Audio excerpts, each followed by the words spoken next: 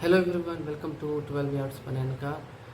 आज तमाम football fans और स्पेशली चेल्सी फैंस के लिए बहुत ही बड़ी खबर है। तो ये है कि यूनाइटेड किंगडम के गवर्नमेंट ने लाइसेंस जारी किया है चेल्सी फुटबॉल क्लब को बेचने के लिए। यानी ये ऐसा लाइसेंस है कि उसमें उन्हें परमिट किया जाता है कि चेल्सी फुटबॉल क्लब अब वो बेच सकते हैं।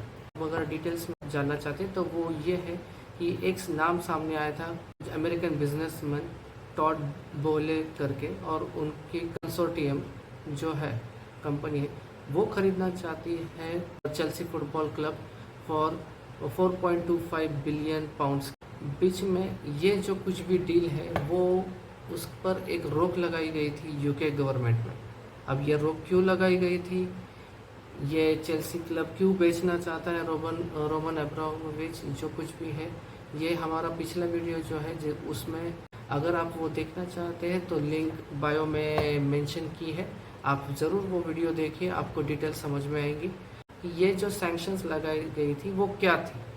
तो ये जो फाइनेंशियल सैंक्शंस थी यूके गवर्नमेंट में जो लगाई थी वो स्पेशली ये थी कि रोमन अब्रामोविच जो कि चेल्सी के ये कह सकते कि ओनर हो चुके हैं, वो और उनके कुछ साथीदार जो इस क्लब से जुड़े हुए हैं, तो इन सब पर फाइनेंशियल सैंक्शंस थी।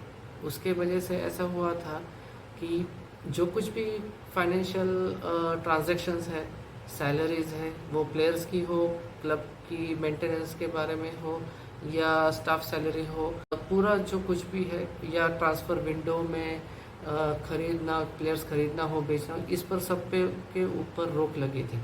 ऐसे ही बहुत डिफ़िकल्ट सिचुएशन से ये क्लब गुज़र रहा है बाय द वे।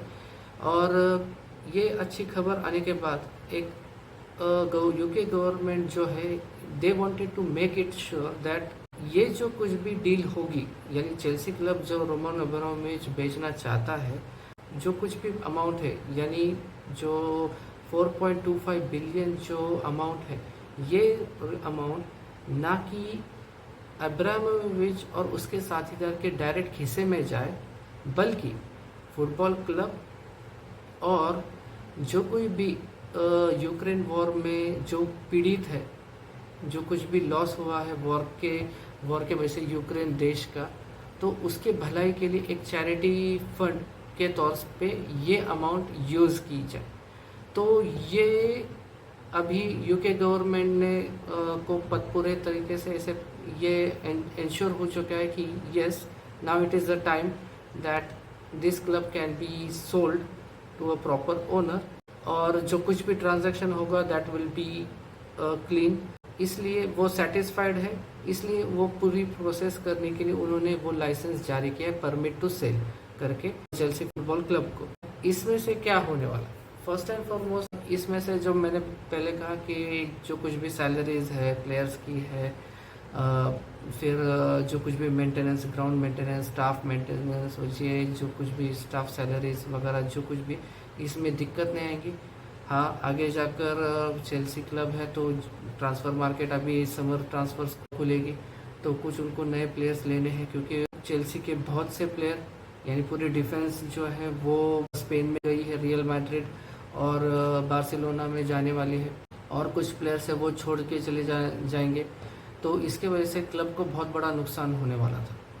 तो ये नुकसान जो है वो एक बहुत बड़ी चीज़ है कि एक अच्छा एस्टेब्लिश क्लब जो है उसको रूइन करने के लिए, ये इसमें से निकलने के लिए, ये जो कुछ भी जो सैंक्शंस है या लाइसेंस जो मिला है, उसके वजह से क्या हुआ है कि ये पैसा आएगा, और उसके वजह से जो कोई भी नए प्लेयर्स खरीदने हैं तो वो खरीद सकेंगे आसानी से।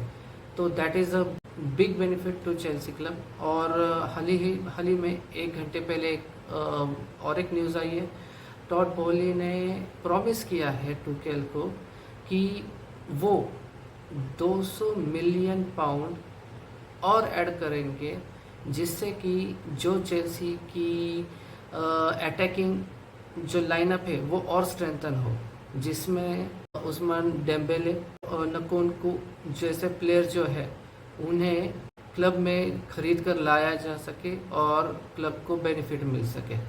तो ये सब चीज़ें के ऊपर अभी बहुत ही तेज़ी से काम शुरू हो चुका है।